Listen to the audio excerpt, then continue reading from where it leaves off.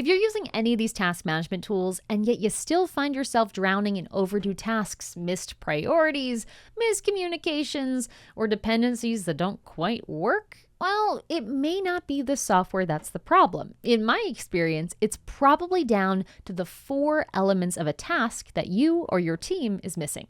So let's start off at the very top with one observable outcome. Observable outcome is about making your task names have a verb and a noun in them and relate to an achievement, an outcome, for lack of a better word, that you can see in reality. So we could have website as a task, but that would be terrible and not an observable outcome. We could have work on website. That's a little bit better because we've got a verb and a noun. But the problem with this one is, when are we done? Work on website. Is that like just forever? To make it an observable outcome, we want to attach some kind of constraint to this. So it might be publish website page 1. Okay, when that page is published, I know I'm done. Alternatively, we could say work on website for 30 minutes. When 30 minutes is done, I know I'm done. We just want to make sure that we have a clear completion or a finish line that we are working towards that means the same thing to multiple people. The reason this is important, even if you are a team of 1, is because even if you are a 1-person team, you have at least 2 people you're managing. We've got you on Monday, all bright-eyed and bushy-tailed, and then we've got you on Friday when you are exhausted and you're looking at your notes to self and you're like, wait, what the hell is that task? Website? Website what? What am I making a website? Publishing a website? What?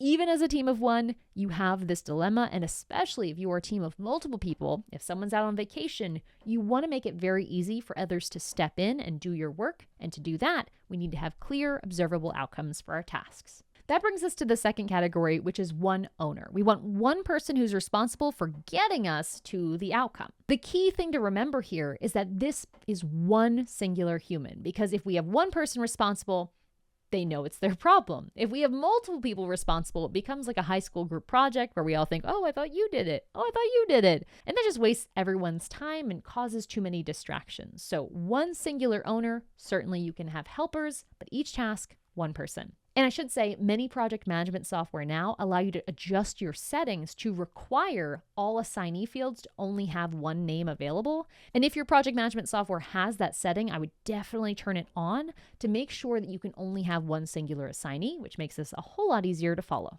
Now that brings us to the next component, which is one committed deadline. The easiest way to do this for most people is actually to pick a date on the calendar and say it needs to be finished by this date, not started, not being worked on, but completely done by this date. There are some teams for whom dates are very hard. You're not so good at predicting those dates. My next tip in the next section will help you with this, but if dates are just absolutely off the table for your team, which I know for some it is, the alternative here would be to use a queue system.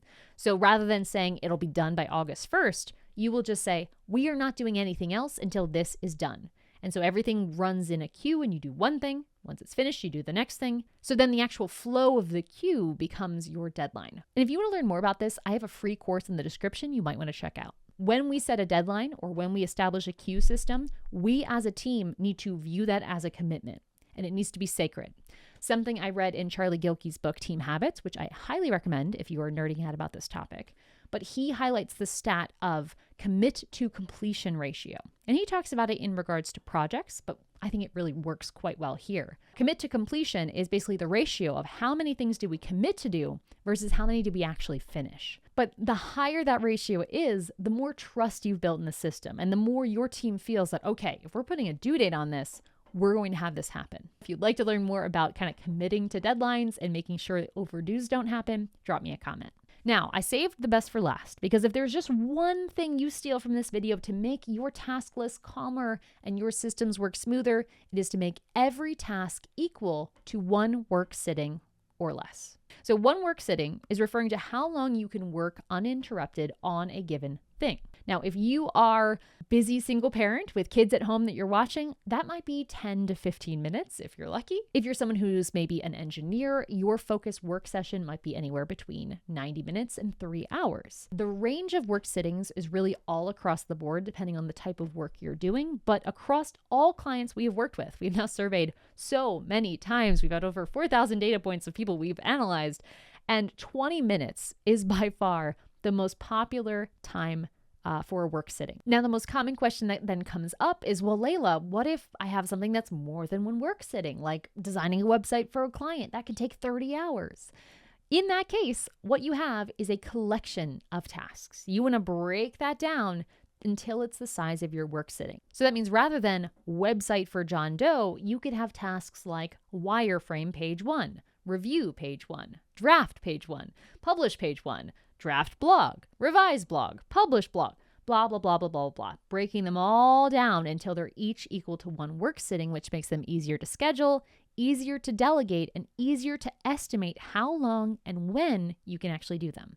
And to make this easier to steal and use for your team, go ahead and take a screenshot of this slide right here. This shows the 4 key components of a task and what happens if you happen to be missing one or more of these components. Namely, if you have something that looks like a task, but it takes more than one sitting, my friend, you have a project. So go ahead and break that out with subtasks or checklists or just many tasks. And if you're missing any other combination of pieces, what you have, my friend, is an idea, which means it's a potential project or a potential task that hasn't yet worked itself out yet. When you are facing any new challenge in your business, it is likely going to fall into one of these 3 categories, but please do not start putting it on your task list until you actually make sure it is a task. I've seen so many clients go into their workday with a task list that looks something like this, where they have 2 things on their plate. And when they don't finish them, they're like, God damn, how did I not finish them? I'm so dumb. I just had 2 things to do today. But then when they look at their task list through this lens, they realize, oh, I didn't have 2 tasks to do today. I had 1 task and 1 project. And that project was actually 30 some tasks. And my work sitting is only 20 minutes. So there's no way I'm going to get all of that done in one workday. Then all of a sudden, the shame spiral of having overdues becomes a level of understanding. And the retroactive chaos of, oh my God, I'm so behind, becomes calm, proactive planning where we can realize, oh, yeah, I'm not going to get that done. So let's start adjusting things proactively, looking forward rather than trying to clean up the mess that we've left behind. And of course, a hidden benefit of starting to create tasks that are actually the appropriate size is now you can see what you have to do, which makes it way easier to delegate pieces of what you have to do. And actually, if you were in that position where you're feeling overwhelmed, you start breaking it down and realize, oh my God, I have a lot to do. I need to delegate. Where do I start? I have a free course for you in the description below. It's a free course that I've created for you that goes through how to start delegating for the first time, figuring out which tasks are worth delegating, and how to create SOPs to make it easier to hire for them. Completely free in the description below, my gift to you. And of course, screenshot this table if you haven't already. Thanks for watching and subscribing. And until next time, enjoy the process.